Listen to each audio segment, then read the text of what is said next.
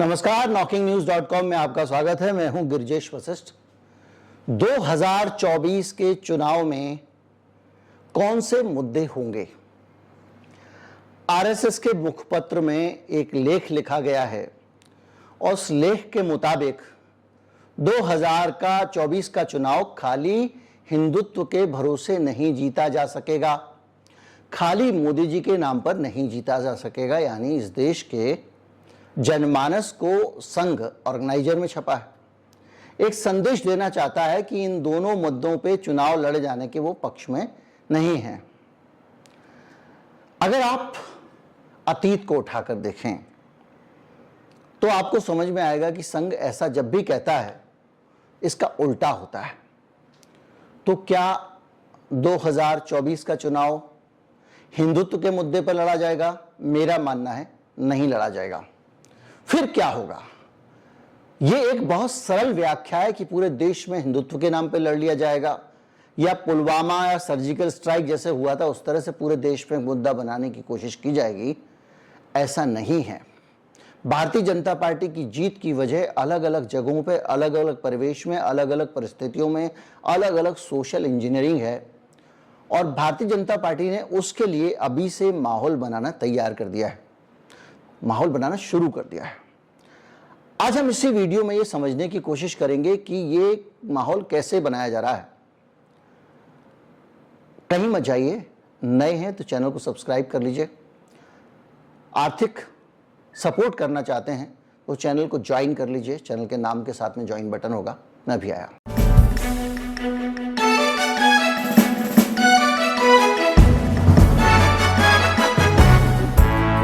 आपको पिछले कुछ चुनावों की सोशल इंजीनियरिंग पे बात करते हुए आगे बढ़ूं तो समझने में आसानी होगी। जब जाटों का आंदोलन हो रहा है दिल्ली में, जाटों का आंदोलन उसको इसलिए कह रहा हूं मैं क्योंकि उसको जाट का आंदोलन दिखाने की कोशिश की जा रही है। तो वो पीड़ित, यौन हिंसा की पीड़ित लड़कियों का आंदोलन, जिन लड़कियों के साथ यौन उत्पीड़न किया गया उनका आंदोलन, लेकिन लगातार उसको जाटों का आंदोलन दिखाने की कोशिश की जा रही है। ऐसा क्यों हो रहा है? आपको लगता होगा कि सरकार ऐसा क्यों कर रही है, एक कम्युनिटी के खिलाफ क्यों बोल रही है? तो अगर आप अतीत में जाएंगे तो हरियाणा जो स्टेट है वहां पे बहुत बड़ी संख्या में जाट है और जाटों के इर्द गिर्द ही राजनीति वहां की घूमती रही है, चाहे वो देवीलाल हो, चाहे वो बंसीलाल हो, चौटाला हो या कोई भी लोग हों। बाकी नेतृत्व उभर ही नहीं पाया क्योंकि जो जाट लीडरशिप आती थी वही चुनाव जीतती थी और वो लगातार लीड करती थी। भारतीय जनता पार्टी ने एक नया इंजीनियरिंग चुनी। दुनिया जाटों को लुभाने में लगी होती थी क्योंकि वो बहुमत में है, सबसे बड़ी कम्युनिटी है। इन्होंने जाटों को टारगेट करना शुरू कर दिया और जाटों को अलग थलग कर दिया और पूरे हरियाणा में एक गैर जाट एकता विकसित की। जाटों का एक हिंसक आंदोलन हुआ, उसको आधार बनाया, बहुत सारी चीजों को आधार बनाया और जाटों के लिए एक पूरे हरियाणा के समाज में एक चिढ़, एक नफरत पैदा की और उसको वोटों में कन्वर्ट किया और एक गैर जाट को मुख्यमंत्री बनाकर हरियाणा का पॉलिटिकल समीकरण बदल दिया। जो जाट सबसे ज्यादा संख्या में थे और अब वो अल्पसंख्यक वाली स्थिति में आ गए क्योंकि बाकी सारी कम्युनिटी यूनाइटेड हो गई। उत्तर प्रदेश का उदाहरण लेते हैं। उत्तर प्रदेश में यादवों के वोट बहुत अधिक होते थे और उस यादव वोट के आधार पर बहुत सारी सीटों में फैसले होते थे। जो भी पार्टी आती थी वो यादवों को थोड़ा खुश करने की कोशिश में रहती थी और समाजवादी पार्टी ने इसी के आधार पर अपना दबदबा कायम किया था और कांग्रेस पार्टी को धीरे धीरे करीब करीब बाहर निकाल दिया था। मायावती ने भी एक इंजीनियरिंग की थी, उसमें दलितों और ब्राह्मणों को एक प्लेटफॉर्म पे वो लेकर आई थी। इस इंजीनियरिंग में जो सबसे ज्यादा शक्तिशाली साबित हो रहे थे वो यादव एक इक्वेशन हो रहा था। भारतीय जनता पार्टी ने यादवों को लुभाने के बजाय यादवों के बीच में हिंदुत्व को पिरोते पिरोते यादवों को काफी तो अपनी तरफ कर लिया और एक मुहावरा पूरे समाज में ये भरा कि ये जो यादव हैं ये इतने ज्यादा समाजवादी पार्टी के राज में इन्हीं का राज आ गया है, ये दबंग हो गए हैं, इनको अच्छी अच्छी पोस्टिंग मिलती हैं, इन्हीं को नौकरियां मिल रही हैं, सब कुछ इन्हीं को मिल रहा है। तो अगर आपने वोट दिया समाजवादी पार्टी को तो सब कुछ इनको मिलेगा, आपको कुछ नहीं मिलेगा। इस आधार पर गैर यादव यूनिटी को खड़ा किया। उसके साथ साथ उत्तर प्रदेश की वो कमजोरी जानते थे सांप्रदायिक ध्रुवीकरण की, तो वहां पे सांप्रदायिक ध्रुवीकरण को भी पैदा किया, बुर्के वाला मसला लेकर आए, 3 तलाक वाला मसला लेकर आए और पूरे समाज को इस तरह से इंजीनियर किया कि मुसलमान और यादव जो कभी स्ट्रेंथ होते थे कि इन दोनों को साथ लेकर सरकार बनाई जा सकती है, लेकिन बाकी कम्युनिटी को जब पूरी तरह से खिलाफ कर दिया तो वो फार्मूला भी फेल हो गया। इसी तरह से अब जो 2024 की इंजीनियरिंग हो रही है वो भी हमको सड़क पे, धरातल पे दिखाई देने लगी है, समाज में दिखाई देने लगी है। उत्तराखंड का सांप्रदायिकता का कोई इतिहास नहीं है। उत्तराखंड में अभी तक किसी तरह का कोई धार्मिक ध्रुवीकरण नहीं हुआ है, लेकिन उत्तराखंड में संघ की गतिविधियां तेजी से बढ़ी हैं। आप पांचजन के उस लेख को दिमाग में रख के बात करिएगा और समझिएगा।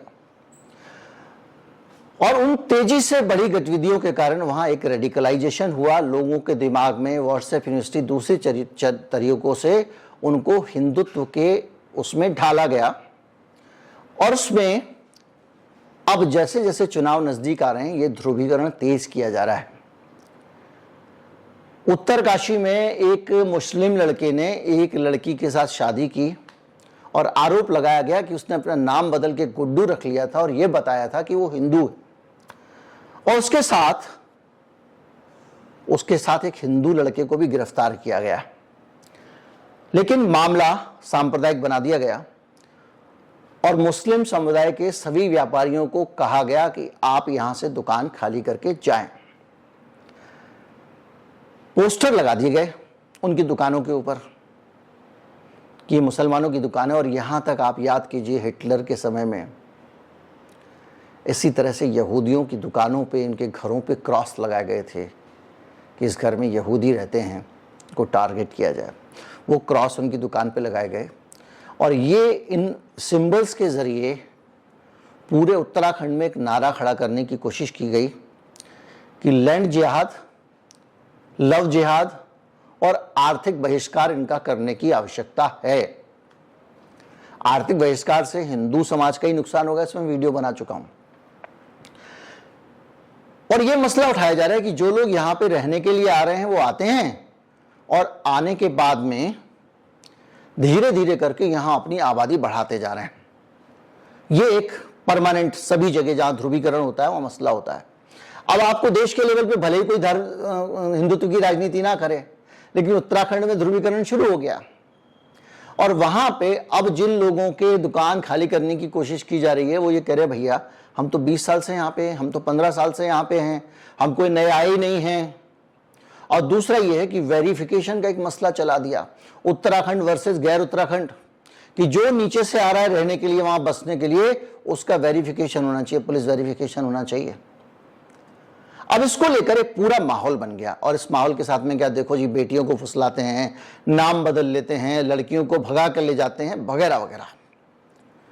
और फिल्म वो आई गई है केरल वाली, केरला स्टोरी, वो भी इसी तरह से प्रमाण का काम कर रही है। एक केस में एक लड़की जो है वो दूसरे धर्म के लड़के से शादी करना चाहती थी, उसको बिठा के किसी, मेरे ख्याल से साध्वी जो भोपाल वाली हैं, उन्होंने उनको बिठा के अपने बगल में फिल्म दिखाई कि देखो तुम क्या करने जा रही, तुम्हारे साथ ये होने वाला है।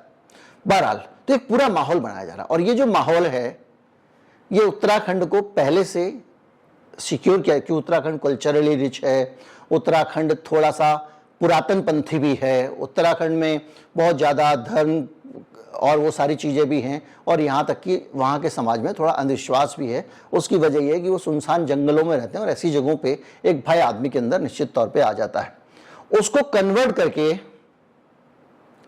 और अब वोटों में एक ध्रुवीकरण स्पष्ट कर लिया जो आपको 24 में फायदा देगा।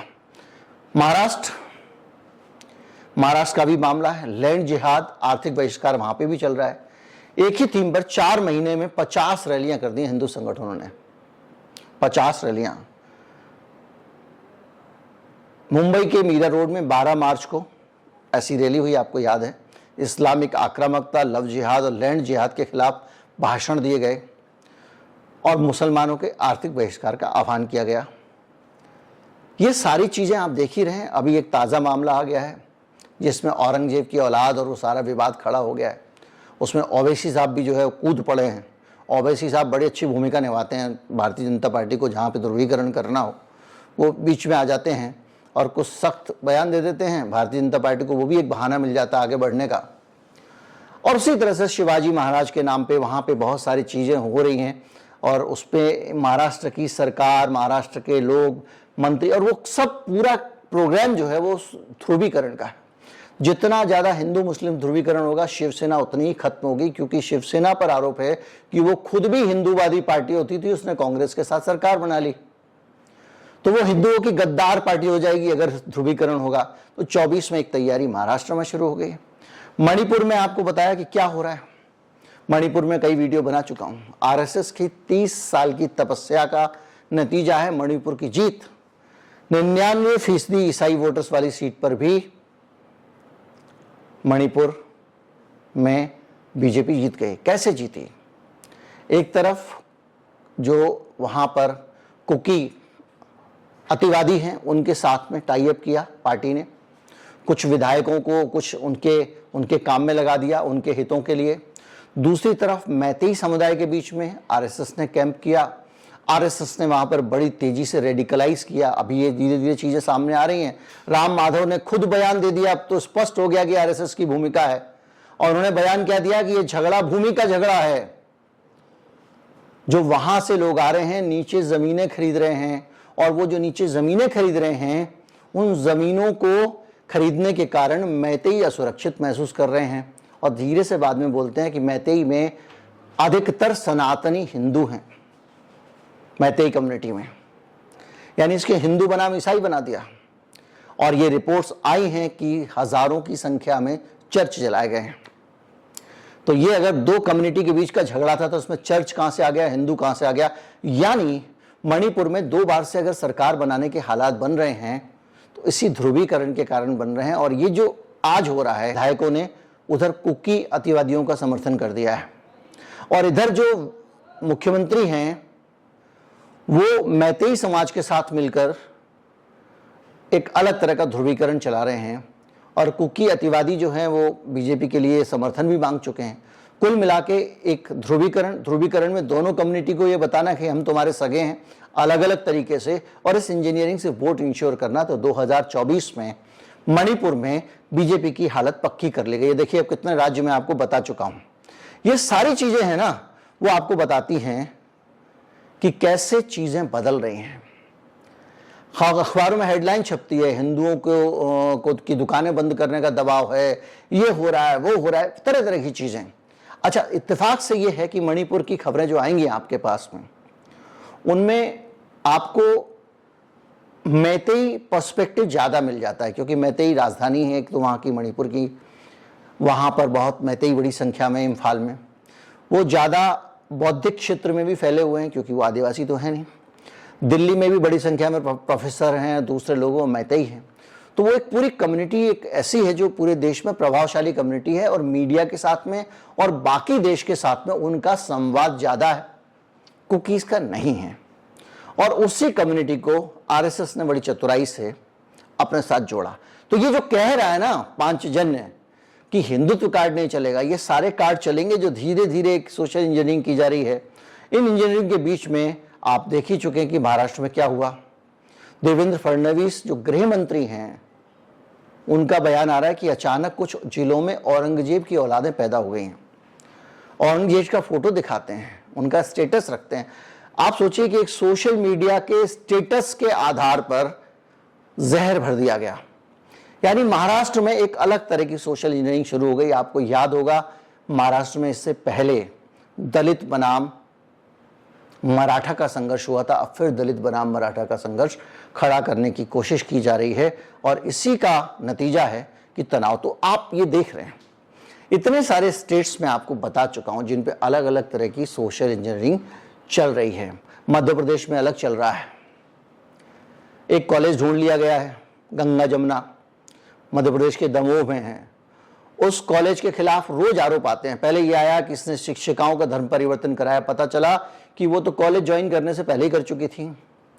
फिर पता चला कि सिर ढकना है, लड़कियों के ड्रेस कोड, फिर पता उसका भी, इस तरह की बहुत सारी चीजें आ रही हैं। अब उसमें सुरंग निकल जा रही है, कभी कुछ निकल जा रहा है, बहुत तरह तरह की बातें आ रही हैं। कभी आता है कि भाई बहुत सारे जो है उत्तराखंड में अमेरिकी लोग आए थे धर्मांतरण कराने के लिए, और वो उत्तराखंड के भोले वाले लोगों को भड़का रहे थे और वो फरार हो गए, हमने पकड़ने की कोशिश की। ये सारा का सारा जो अलग अलग जगहों पे छोटा मोटा इकट्ठा किया जा रहा है। मध्य प्रदेश में ध्रुवीकरण इस तरह से हो जाएगा, मणिपुर में दूसरी जगह से हो जाएगा, गुजरात आपका महाराष्ट्र में किसी और तरीके से हो जाएगा, हरियाणा में किसी और तरीके से हो जाए, और गुजरात में तो हुआ है, पड़ा हुआ है। इस तरह से अगर आप जाएं, हाँ, गोवा का सबसे बड़ा उदाहरण है। गोवा के मुख्यमंत्री ने ऐलान कर दिया है कि वहां से जो पुर्तगाली हैं उनका नामो निशान मिटा दिया जाएगा, वाइप आउट कर दिया जाएगा। क्यों किया गया है? यह किया ही इसलिए गया है कि जो पुर्तगाली हैं वो कभी आए थे और वो वहां पर राज करते थे। अब उनका नामो निशान मिटाने के नाम पर जो बाकी कम्युनिटीज हैं उनको अपने साथ ले लिया जाए। नफरत की राजनीति में एक किसी कम्युनिटी के खिलाफ नफरत पैदा करो, किसी जाति के खिलाफ नफरत पैदा करो, किसी वर्ग के खिलाफ नफरत पैदा करो, और बाकी सबको जुनून में बांध दो और उनको ले जाकर पोलिंग बूथ के सामने खड़ा कर दो। यह स्टाइल है। अब गोवा में पुर्तगीज वाला मामला हो गया, वहां पे हिंदू मुसलमान नहीं है, मणिपुर में हिंदू मुसलमान नहीं है, लेकिन हिंदुत्व दूसरी तरह से आ रहा है। तो जो आरएसएस बोल रही है ना, वो भले ही कुछ भी बोले, लेकिन तैयारी 2014 की होनी शुरू हो गई है, बिसात बिछ गई है। ये अलग अलग राज्यों में होगा, दिल्ली में भी ये करने की कोशिश की जाएगी। ये अलग बात है कि आर्थिक फ्रंट पे उनको डर लग रहा है कि अगर किसी ने रोटी, कपड़ा, मकान, इस सब पे पूछ लिया कि भैया जब से आप सरकार में आए थे तब से 3 गुना आप टैक्स बढ़ा चुके हो और देश पे कर्जा भी 3 गुना हो गया, तो क्या करोगे? तो दिक्कत हो जाएगी। बहरहाल हम किसी के साथ नहीं है, किसी के खिलाफ नहीं, लेकिन हम ये समझने की कोशिश कर रहे हैं और समझ पा रहे हैं कि हमारा जो आने वाला समय है, 2024 का चुनाव है, उसके लिए जो इंजीनियरिंग होगी वो लोकल लेवल पर होगी। इसके अलावा जिलों के लेवल पे भी होती है, किस जिले में किसके ज्यादा वोट हैं। आपको पता है कि जो बन्ना प्रमुख होते हैं उनके पास में जो व्हाट्सएप ग्रुप होते हैं, उन व्हाट्सएप ग्रुप में अलग अलग ग्रुप को टारगेट करके अलग अलग व्हाट्सएप ग्रुप होते हैं। एक होगा जो एक खास कम्युनिटी का ग्रुप होगा, उसमें ऐसे संदेश जाएंगे जो उस खास कम्युनिटी के व्यक्ति को उद्वेलित करते हो। उसी पार्टी का एक दूसरा ग्रुप है व्हाट्सएप पे, जिसके अंदर दूसरी कम्युनिटी को, कम्युनिटी मतलब कास्ट भी हो सकती है, कुछ भी हो सकती है, वो उस जगह के लोकल इक्वेशन पे डिपेंड करेगा, उसको उकसाने वाले होंगे। इस तरह से पूरा एक सिस्टम बना होता है। आप सोचिए, आपके पास एक व्हाट्सएप मैसेज आया, ये गांव में होता है, एसएमएस आया, शहरों में नहीं होता है, क्योंकि शहरों में आएगा तो मीडिया तक पहुंच जाएगा, उठ जाएगा। तो पता चला आपके पास मैसेज आया और वो मैसेज फॉरवर्ड हो रहा है लगातार। देखो वो सामने कम्युनिटी वाले पहुंच गए हैं, दबा के वोट डाल रहे हैं, अब तो तुमको कोई नहीं बचा सकता, चाहे वो तुम यादवों को कोई नहीं बचा सकता, कहीं कह दिया जाएगा तुम हिंदुओं को कोई नहीं बचा सकता, फला ढिमका, उठो वोट डाल के आओ। ये सब मैसेज भी सर्कुलेट, तो बहुत सारी, ये बहुत बड़ा खेल है। और इसलिए 2024 के लिए जो लोग सोचते हैं कि सीधे सीधे बाइनरी में हो जाएगा, ब्लैक एंड व्हाइट में हो जाएगा, बहुत बड़ा देश है ये। इस देश में अलग अलग जगहों पे अलग अलग तरीके से खेल खेला जाता है। इसलिए आरएसएस क्या कह रही है, ये बौद्धिक जुगाली के लिए ठीक है, तो आप भी कुछ बोलो, मैं भी कुछ बोलूं, लेकिन जो ग्राउंड पे काम होता है वो कैसे होता है वो आप इस वीडियो से समझ गए होंगे। उम्मीद करता हूँ वीडियो आपको अच्छा लगा होगा। अच्छा लगा हो तो ज़्यादा से ज़्यादा लोगों तक पहुँचाएं, चैनल को सब्सक्राइब कर लें। नमस्कार, जय हिंद।